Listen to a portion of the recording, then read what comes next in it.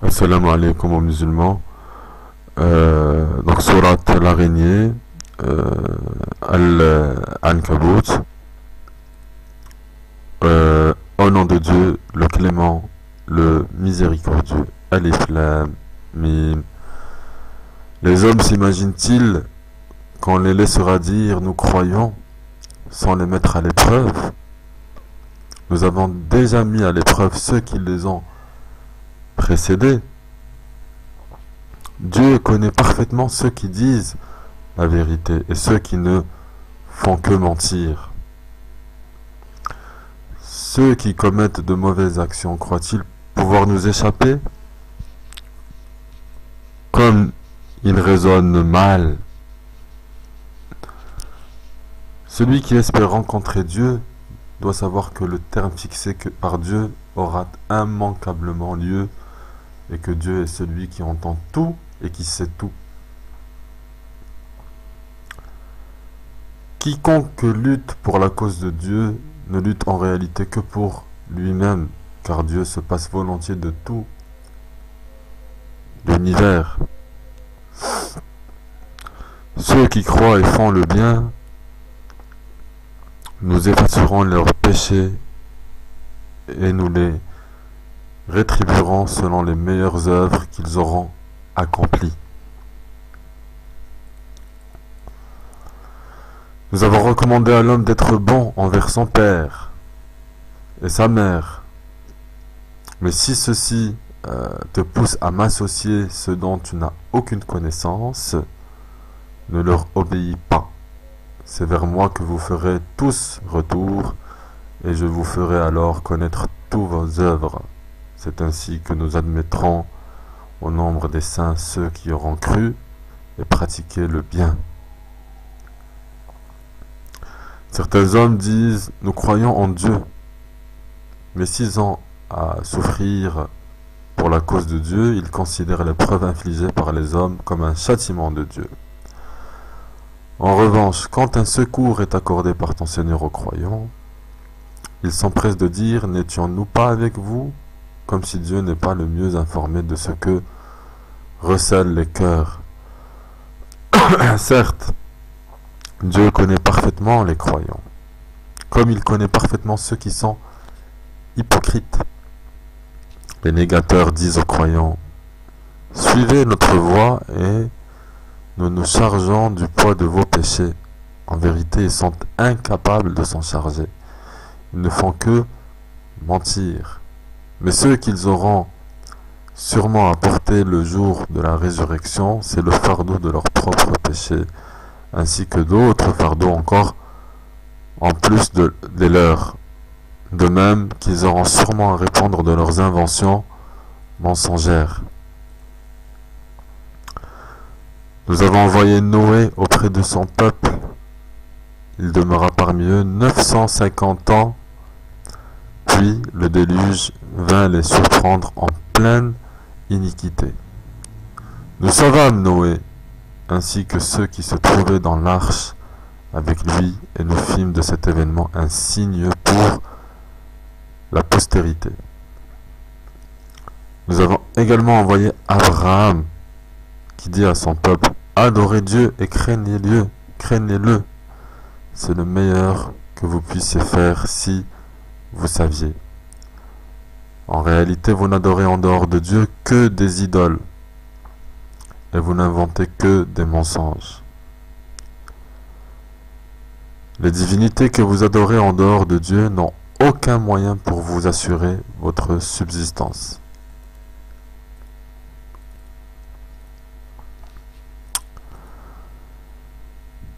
Recherchez-la plutôt auprès de Dieu.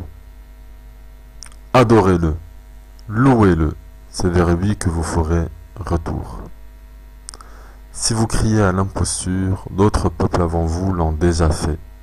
Mais la mission d'un prophète ne consiste qu'à transmettre le message en toute clarté. Ne voit-il pas comment Dieu instaure la création puis la reproduit à nouveau? Cela est si aisé en vérité pour le Seigneur. Dit, parcourez la terre et voyez comment Dieu a créé une première fois. les êtres vivants, qu'il fera renaître de nouveau. Puis, pour la deuxième fois, car sa puissance n'a point de limite. Il châtie qui il veut, et il pardonne à qui il veut. C'est à lui que vous ferez retour. Vous ne pouvez aller contre sa volonté, ni sur la terre, ni dans le ciel. Et il n'y a pour vous en dehors de lui ni allié, ni protecteur.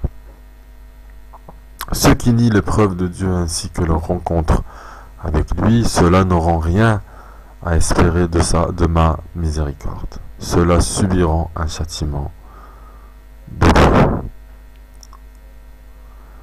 Pour toute réponse, le peuple d'Abraham s'écria: tuez-le ou brûlez-le vif. Et Dieu, que pour consolider entre vous l'amour qui vous attache à ce bas monde, mais le jour de la résurrection, vous vous renierez et vous vous maudirez les uns les autres.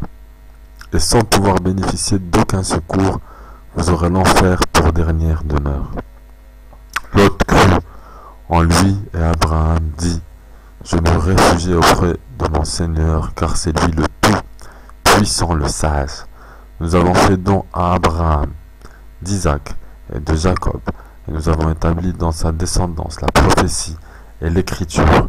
Nous l'avons récompensé en ce monde, et il siégera parmi les justes dans la vie future.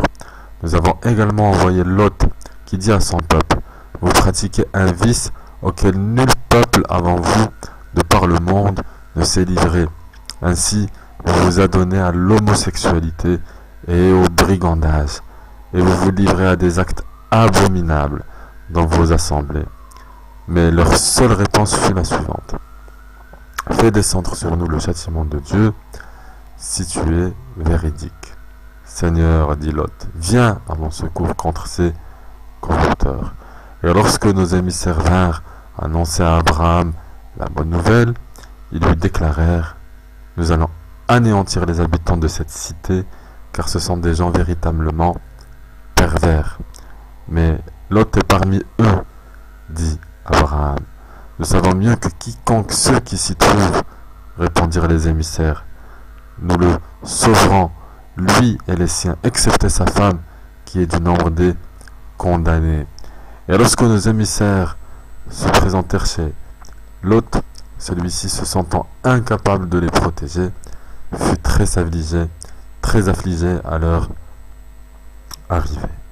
Mais les émissaires le rassurèrent en lui disant: n'aie crainte et ne t'afflige point, nous allons te sauver toi et les tiens, excepté ta femme qui est du nombre des condamnés. Nous allons faire tomber du ciel un cataclysme sur les habitants de cette cité en punition de leurs crimes. Et de cette catastrophe, nous avons laissé des traces visibles pour ceux qui savent réfléchir. Aux Madianites, nous avons envoyé leur frère Shuaïb. Ô mon peuple, leur dit-il, adorez Dieu et attendez-vous au jugement dernier. Ne semez pas le désordre sur la terre. Mais ils le traitèrent d'imposteur. Aussi furent-ils frappés par le séisme, et le matin suivant, le sol de leur demeure était jonché de cadavres. Et il en fut de même de Had et de Tamoud, comme vous pouvez le constater d'après ce qui reste de leur demeure. Satan avait embelli leurs méfaits à leurs yeux, les détournant ainsi de la voie salutaire. C'étaient pourtant des gens qui ne manquaient pas de clairvoyance, et c'est le même sort que devaient subir Corée, Pharaon et Haman, à qui pourtant Moïse avait apporté des preuves évidentes, mais ils se montrèrent orgueilleux sur la terre et ne purent échapper à nos rigueur. Chacun d'eux a reçu de nous le châtiment de son crime. Comme les uns, nous avons déchaîné un ouragan, pendant que d'autres ont été saisis par un grondement terrifiant, ou engloutis par la terre, ou noyés sous les eaux. Mais ce n'est pas Dieu qui fut injuste envers eux, ce sont eux qui furent les propres artisans de leur malheur. Ceux qui prennent des protecteurs en dehors de Dieu sont semblables à l'araignée qui, à partir de sa toile, se donne une demeure. Mais y a-t-il une demeure plus fragile que celle de l'araignée? Si seulement il pouvait le savoir. Dieu sait parfaitement que ce qu'ils invoquent en dehors de lui n'est que pure fiction. Il est le tout-puissant, le sage. Ce sont là des exemples que nous proposons aux hommes, mais seuls les hommes sensés sont à même de les comprendre. C'est pour une juste cause que Dieu a créé les cieux et la terre. Il y a là bien un signe pour les croyants. Récite ce qui t'est révélé du livre, accomplis la salade, car la salade préserve des turpitudes et des actes blâmables. Y a-t-il un acte plus grand que celui de se souvenir du Seigneur qui connaît parfaitement tout ce que vous faites? Ne discutez pas avec les gens des Écritures que de la manière la plus courtoise, à moins qu'il ne s'agisse de ceux d'entre eux qui sont injustes. Dites-leur, nous croyons en ce qui nous a été révélé et en ce qui vous a été révélé. Notre Dieu et le vôtre ne font qu'un Dieu unique et nous lui sommes totalement soumis. C'est dans cet esprit que nous t'avons révélé le Coran. Ceux à qui nous avons donné l'écriture y ont foi. Et il en est aussi parmi ton peuple qui y croit. Il n'est que les impies qui nient nos signes. Avant le Coran, tu ne récitais aucun livre, ni n'en écrivais aucun de ta dextre, sans quoi les négateurs auraient trouvé argument pour douter de l'authenticité du Coran, qui est en fait un ensemble de versets évidents qui illuminent le cœur de ceux qui ont reçu la science. Seuls les négateurs rejettent nos signes et disent: que n'a-t-on fait descendre sur lui des miracles de la part de son Dieu? Réponds-leur: les miracles sont du ressort du Seigneur. Quant à moi, mon rôle se limite à avertir. Ne leur suffit-il pas que nous t'ayons révélé le Coran, qu'ils l'auraient récité? Il y a là pourtant une bénédiction et un rappel pour ceux qui croient. Dis-leur: Dieu suffit comme témoin entre vous et moi. Il sait ce qu'il y a dans les cieux et sur la terre.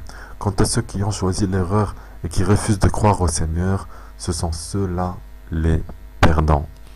Ils te défient de hâter l'arrivée de leur châtiment. Si le terme n'en était pas fixé d'une manière immuable, ce châtiment les aurait déjà atteints.